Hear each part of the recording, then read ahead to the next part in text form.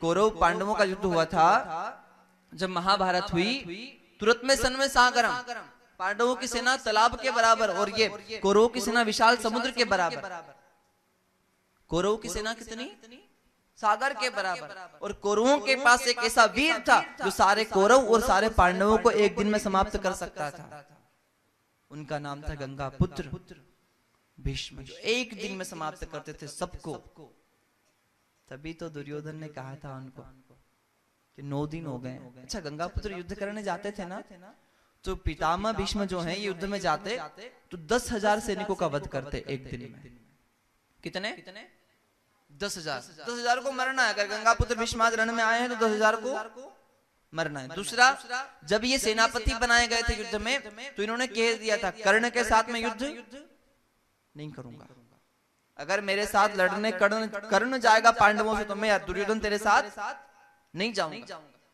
तो दुर्योधन ने सोचा कि पितामह तो एक दिन में समाप्त कर देंगे सबको, तो कर्ण की आवश्यकता ही नहीं पड़ रही, तो कर्ण को मना कर दिया। जब तक गंगापुत्र भीष्म दुर्योधन की सेना में थे, तब कर्ण सेना में नहीं था।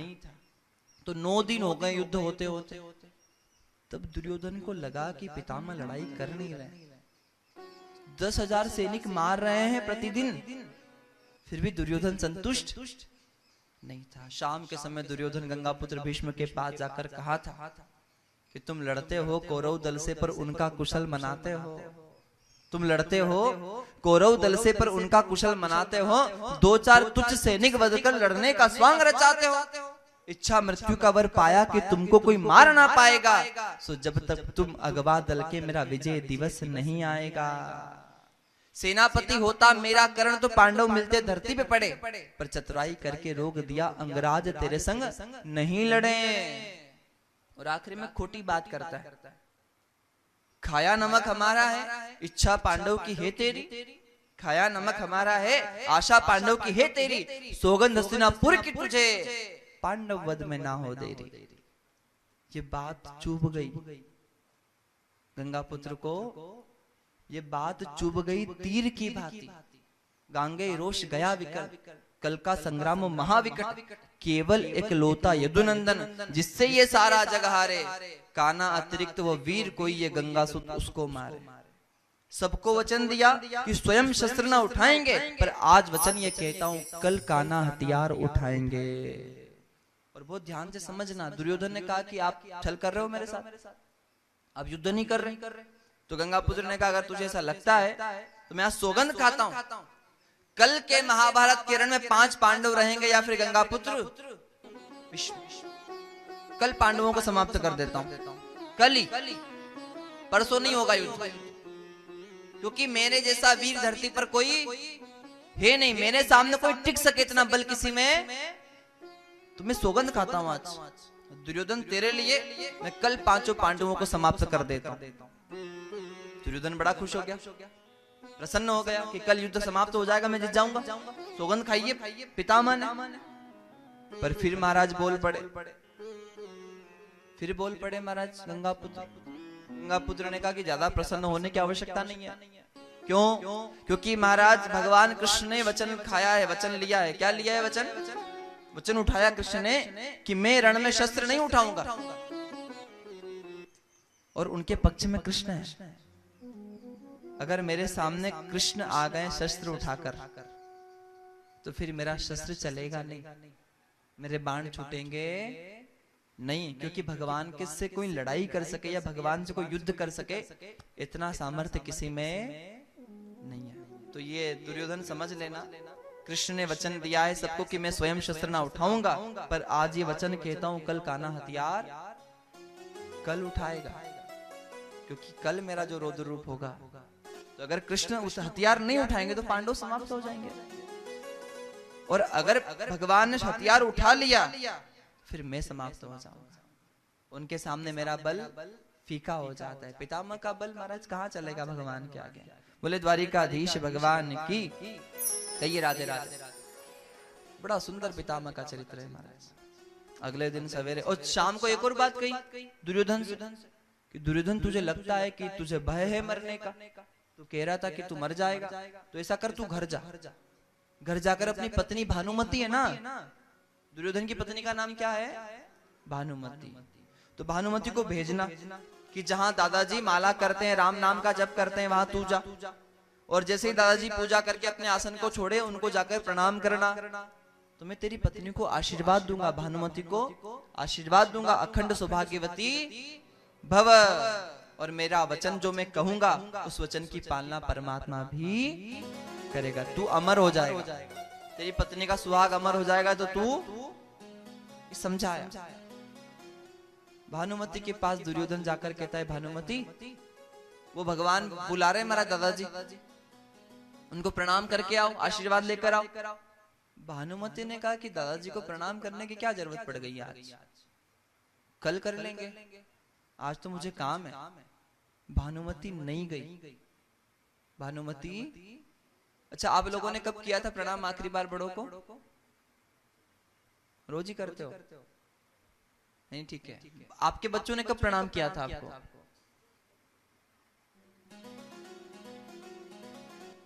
कोई बात नहीं, ठीक है, कहो राधे राधे। तो भानुमति भी नहीं गई। हमारा तो नियम हो गया ना, इस दिवाली को प्रणाम करो जिसका अगली दिवाली को प्रणाम करो, इस दशहरे को प्रणाम करो जिसका अगले दशहरे को प्रणाम करना। पर ये नियम नहीं था हमारा। क्या नियम था हमारा? प्रातः काल उठ के रघुनाथ। हमारा भगवान कौन है? राम। राम क्या करते थे? प्रातः काल उठ के रघुनाथा, माता पिता गुरु नावई माता। रोज भगवान अपने माता पिता को प्रणाम करते थे। रोज प्रणाम करो, ये परम धन है आपके पास। अगर आपके माता पिता आपके पास है तो इस संसार में सबसे अमीर व्यक्ति हो आप महाराज, सबसे धनी हो आप। इसलिए बड़ा सुंदर माता पिता की खूब सेवा। तो कहा गया है बड़ा सुंदर। भानुमति नहीं गई।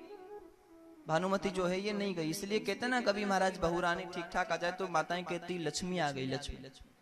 कभी तेज आ जाए तो भानुमति आ गई या भानुमति मारा कर, ऐसा उदाहरण दिया जाता है भानुमति का। अच्छा, पहले माताएं कन्याएं सोचती थी क्या पता भगवान ध्यान रखना, अच्छी सास मिल जाए। आजकल माताएं सोचती हैं भगवान कृपा करना, क्या पता कैसी चामुंडा माता आएगी। राधे राधे। तो बड़ा सुंदर सा भाव है यहाँ महाराज, बड़ा सुंदर क्रम कहा है। भानुमति नहीं गई। पितामह ने सौगंध खाई, कल पांडवों को समाप्त कर। उसी क्षण भगवान श्री कृष्ण रात्रि के समय पांडवों के शिविर में गए। पांडव सो रहे हैं, उन पांडवों को जगाया और जगाकर कहा कि तुम सो रहे हो निश्चिंत होकर, तुम्हें चिंता नहीं हो रही? बोले किस चीज की? बोले वो तुम्हारे दादाजी ने सौगंध खाई है कि कल तुम्हें समाप्त कर दिया जाएगा। कौन से दादाजी? बोले वो पितामह भीष्म ने। अब जैसे पांडवों ने सुना, भगवान को देखा और जैसे कृष्ण को देखा, देखकर वापस सो गए।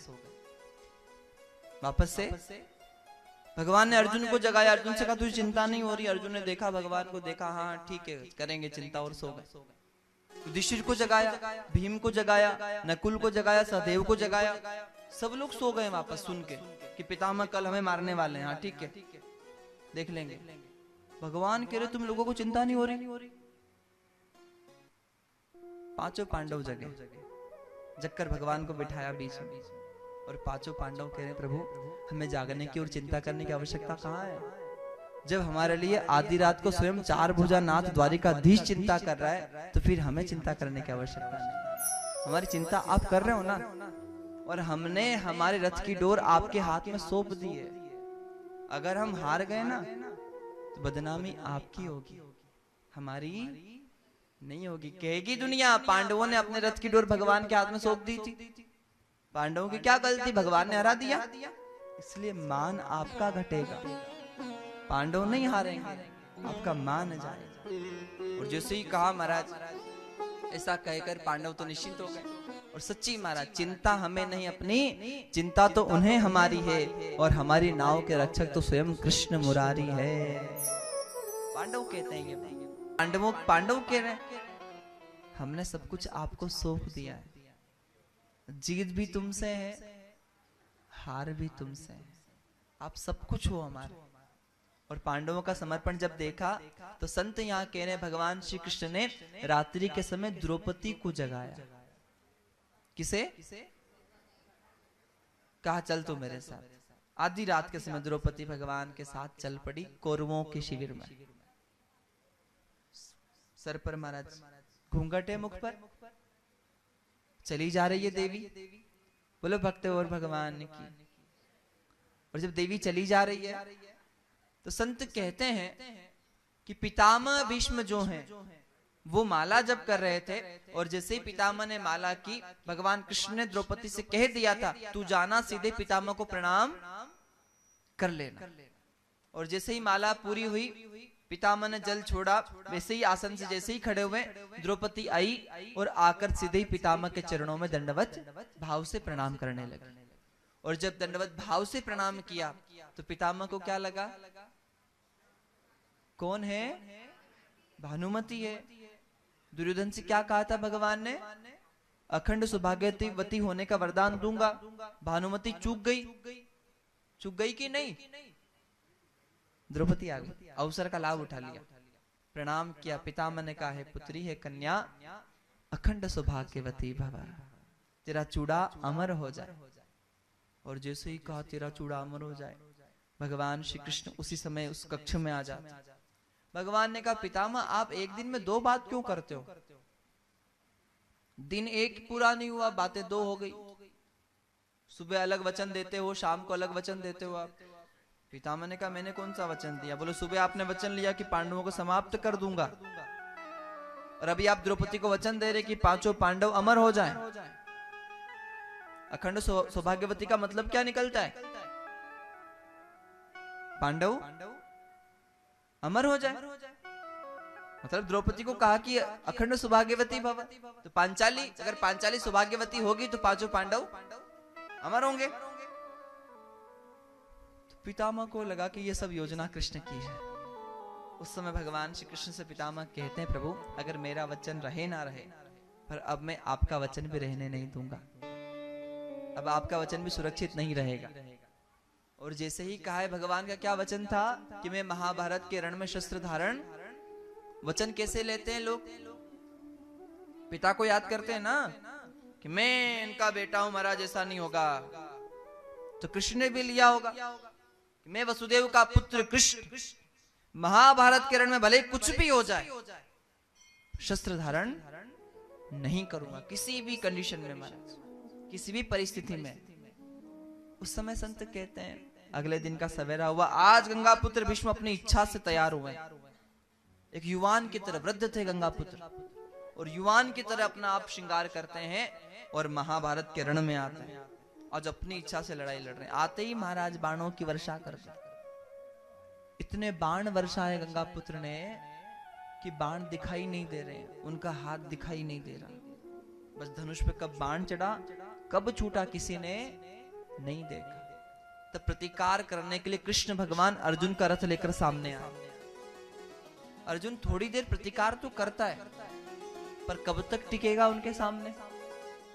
अर्जुन गांडीव पर धनुष पे महाराज बाण चढ़ाता है, और बाण छोड़ने वाला था उसके पहले ही एक बाण आया, सीधा अर्जुन के कवच को भेद दिया, और वो बाण अर्जुन को लगा। और जैसे अर्जुन को बाण लगा, अर्जुन के मुख से निकला कृष्ण। क्या निकला? कृष्ण कृष्ण महाबाहो भक्त नाम भयंकर, तुम्हें को दम्य माना नाम पवर्गोसी संसरते। संकट में किसका नाम आता है? ठाकुर जी का। अच्छा, संकट के समय नाम तो भगवान का आता है, पर क्या उस समय हमारे जीवन के रथ के सारथी भगवान होते हैं?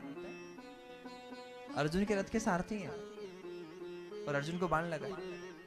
जैसे ही बाण लगा, भगवान ने वो डोर छोड़ दी महाराज। अच्छा, सारथी बन गए भगवान अर्जुन के, ये भी सोचने वाली बात। जो त्रिलोकी नाथ है, त्रिभुवन का स्वामी है, वो किसी भक्त किसी के यहाँ काम करेगा? अरे कोई बड़ा सेठ हो, वो महाराज अपने सेवक को बिठाएगा और खुद काम करेगा? और खुद को काम करना पड़े तो ग्लानि होगी, बड़ी घृणा होगी। देखो ये बैठा है, मैं काम कर रहा हूं। अब विचार करिए, त्रिलोकीनाथ परमात्मा, उन्होंने अर्जुन को सम्मान दिया, बिठाया, खुद रथ चलाया, सारथी बन गए। तब संत कहते हैं क्यों बने? बोले अर्जुन, संत कहते हैं एक बार भगवान श्री कृष्ण युधिष्ठिर जी महाराज देख रहे हैं कि श्री कृष्ण अपने शिविर में से निकले और अपने शिविर से सीधे महाराज अर्जुन के शिविर में, और अर्जुन के पास चरणों के पास बैठ गए और अर्जुन के चरण दबा रहे। कौन? कृष्ण। युधिष्ठिर जी पीछे पीछे जाकर देखे तो देखा तो वो अर्जुन के चरण दबा रहे भगवान। भगवान ने कहा प्रभु, और युधिष्ठिर जी कह रहे हैं भगवान से, प्रभु इसको पाप लगेगा, ये उम्र में छोटा है आपसे और आप इसके चरण दबा रहे। भगवान ने कहा भैया युद्ध में जाता है, दिन भर वहां महाभारत के रण में थक जाता है, तो मैं आया हूं थोड़ी देर इसके चरण दबा दूं, इसको विश्राम मिलेगा, ये सो जाएगा, फिर मैं सो जाऊंगा। बोले नहीं, और कोई सेवक चरण दबा देगा, आप रहने दीजिए। और जैसे ही कहा तो भगवान ने कहा ठीक है मैं चला जाता हूं, पर आप मेरे समीप आओ। युधिष्ठिर जी महाराज जो राजा हैं, धर्मराज, उनको बुलाया और युधिष्ठिर जी महाराज से कहा कि अपने श्रवण को अर्जुन के पैर के पास ले जाओ। युधिष्ठिर जी अपने कान को अर्जुन के पैर के अंगूठे के पास लेके गए। उन्होंने सुना उसमें से आवाज आ रही थी कृष्ण कृष्ण कृष्ण। कहां से? शरीर के 3.5 करोड़ रोम होते हैं शरीर में, और अर्जुन मुख से नाम नहीं लेता था कृष्ण का, रोम रोम से कृष्ण को बचता था, रोम रोम से कृष्ण का नाम पुकारता था। और जो रोम रोम से कृष्ण को भजता है, उन्हीं लोगों की गाड़ी के सारथी स्वयं द्वारिकाधीश भगवान बना करते हैं महाराज। हर किसी की गाड़ी थोड़ी चलाएंगे भगवान, हर किसी के यहाँ थोड़ी आएंगे। अर्जुन के सारथी बने तो अर्जुन की सारी महाराज रक्षा की जिम्मेदारी भी कृष्ण की है। आज अर्जुन को बाण लगा, और जैसे ही अर्जुन को बाण लगा, अर्जुन के मुख से निकला हे कृष्ण। और जैसे ही निकला हे कृष्ण, संत कहते हैं, बोलो भक्त वत्सल्य भगवान की, भागवत महापुराण की। संत कह रहे हैं भगवान ने रथ की डोर छोड़ दी, रथ से नीचे आ गए। एक टूटा हुआ चक्का पड़ा था महाराज, एक टूटा हुआ रथ है, उसका पहिया पड़ा हुआ था, भगवान ने उठा लिया और दौड़ पड़े गंगापुत्र भीष्म की ओर। इतना ही कहा कि मेरे होते मेरे भक्तों को बाण लगा, तो लगा ही क्यों? जब मैं था सारथी, मैं रक्षा करने वाला था, और जब मैं हूं, मेरे साथ है, और जो मेरे भरोसे हैं, उसको बाण नहीं लग सकता। और अगर उस पर संकट आएगा तो मैं कृष्ण सारी मर्यादा तोड़ दूंगा और संकट देने वाले का सर्वनाश कर दूंगा। भगवान दौड़ पड़े। जैसे सुखदेव जी कहते हैं राजा परीक्षित से, राजन जिस प्रकार कोई हाथी कोई शेर की गुफा के सामने जाकर चिंगाड़ करे, जिसे हाथी जाए शेर से कहे कि आ मुझसे लड़ाई कर, और वो शेर खींच जाए, क्रोध करके हाथी का मस्तक चिरने के लिए हाथी के सर पर झपटता है, उसी प्रकार आज भगवान श्री कृष्ण सिंह की भांति रथ से नीचे उतर जाते हैं और पितामह की ओर दौड़ पड़े महाराज। और जब दौड़ पड़े, अर्जुन रथ से नीचे आया, नीचे आकर अर्जुन ने भगवान के चरणों को दोनों हाथों से रोक लिया, जकड़ लिया, फिर भी अर्जुन को घसीट के ले जा रहे भगवान। नहीं, मेरे होते तुझे बाण क्यों लगा, कैसे लगा? पितामह समझ गए कि भगवान ने हथियार उठा लिए, अब इनसे तो मैं लड़ाई कर नहीं सकता, क्योंकि भगवान से ज्यादा बल तो मुझ में है नहीं, तो मुझे शस्त्र को रख देना चाहिए। गंगापुत्र भीष्म ने अपने शस्त्र का त्याग कर दिया। जैसे ही भगवान ने शस्त्र उठाया, वैसे गंगापुत्र ने अपने शस्त्र का त्याग किया, और जैसे ही त्याग किया, भगवान ने अर्जुन से कहा चल अर्जुन उठ जा, उठा धनुष, बाण उठा, चला पितामह के ऊपर। जैसे अर्जुन को आज्ञा दी, अर्जुन ने गांडीव धनुष उठाया, बाण चढ़ाया, छोड़ने वाला था तो पितामह कह रहे, अरे भैया जब तक मेरे हाथ में धनुष बाण थे तब तक तो ये चला नहीं पाया, और जब मेरे हाथ में नहीं है, मैं निहत्ता हूं, तो आप कह रहे हो महाराज बाण चलाओ। आप भगवान हो? बोले हाँ। आपका अवतार क्यों हुआ है? बोले धर्म की स्थापना के लिए। निहत्ते के ऊपर बाण चलवा कर धर्म की स्थापना करोगे? क्यों जी? निहत्ते के ऊपर बाण चलाना धर्म है क्या धर्म है? अधर्म है ना। अच्छा, व्यक्ति को धर्म याद कब आता है? जब खुद के ऊपर बीते ना, तब सारे पुराण सारे नियम याद आ जाते हैं। औरों पर बीतती तो दया नहीं आती। खुद पर बीतती है तो बड़े धर्म याद आते हैं। गंगा पुत्र भीष्म कह रहे हैं आपका ये धर्म है। भगवान ने कहा आज बड़ा धर्म याद आ रहा है तुम्हें। उस समय तुम्हारा धर्म कहां गया था जब द्रौपदी को भरी सभा में लज्जित किया जा रहा है? उस समय तुम्हारा धर्म कहां गया था जब पांडवों को जहर के लड्डू खिलाए गए? उस समय तुम्हारा धर्म कहां गया था जब पांडवों को लाख के महल में रोक दिया गया, उसमें आग लगा दी गई? अभी बड़े धर्मात्मा बन रहे हो आप कि जो धर्मात्मा हो। महाराज भले ही मेरा अवतार महाराज धर्म की स्थापना के लिए हुआ है, पर उस धर्म को मिटा देना चाहिए जो अधर्म की रक्षा करता हो। और भले ही उसको मिटाने के लिए अधर्म का ही रास्ता क्यों ना चुनना पड़े, पर उसे मिटा देना चाहिए। अर्जुन तू बाण चला, और जैसे ही कहा अर्जुन को आज्ञा दी, अर्जुन ने बाणों की वर्षा की। बाणों की वर्षा हुई, गंगा पुत्र भीष्म बाणों की शैया पर चले गए। बोलो भक्त और भगवान की हर हर। ये कुरुवंश की परंपरा में जो कथा कही गई, शांतनु जी महाराज के पुत्र वे देवव्रत भीष्म, ये उनकी कथा रही।